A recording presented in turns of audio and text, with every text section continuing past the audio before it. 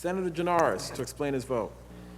Thank you, Mr. President. What we're doing today is incredibly important, but having listened to that debate, I also want to make the point that it by no means solves the problem.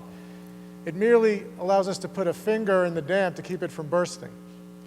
But the pressure in the housing market is going to continue to mount.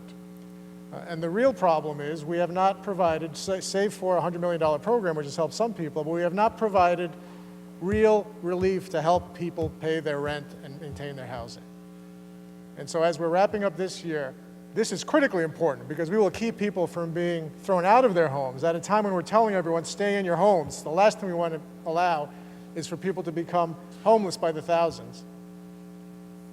But we have to go into next session with a mission to provide real relief and hold up this housing market so that tenants will be made whole, and yes, small homeowners will be made whole as well, because they shouldn't bear the entire burden on their own either.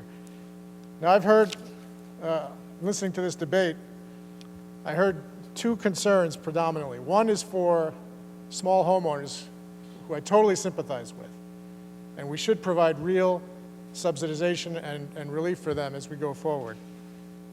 But the other I heard about was the millionaire scammers, which is kind of funny and contradictory.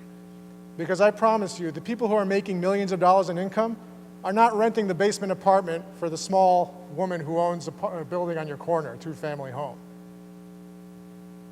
So suddenly, the big concern is that a multimillionaire is going to scam a multi-billion-dollar real estate corporation. I don't think that's really what we're trying to get at here. What we're trying to get at is helping the tens and hundreds of thousands of tenants in this state, many of whom have lost their jobs through no fault of their own, because we have shut down entire segments of our economy for good reason due to this health pandemic that we're dealing with. And what we've seen both in the federal moratorium in California and in the executive orders that New York has already had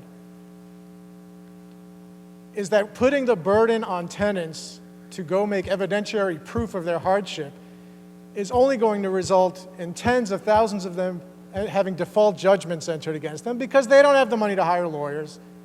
They don't have the wherewithal to show up in court with a basket of evidence to present to a judge. Many of them don't speak English as their primary language, and all we're doing is setting up mass evictions if we don't do something to stop that from happening right now and to make it easier than putting the entire burden on the tenants to go make a legal proof in court. And so what we've come up with today, and I commend Senator Kavanaugh, Senator Myrie, and all my colleagues who worked so hard on this, is just allowed us to get through the next few months while hopefully, God willing, the federal government does more than it's done so far to help us. And if need be, the states step in and do additional work on our end to help us get through the back end of this without a full-blown housing crisis, which is where we're heading if we don't take the necessary steps. So I'm proud to cast my vote in the affirmative, and I thank my colleagues who are supporting this bill.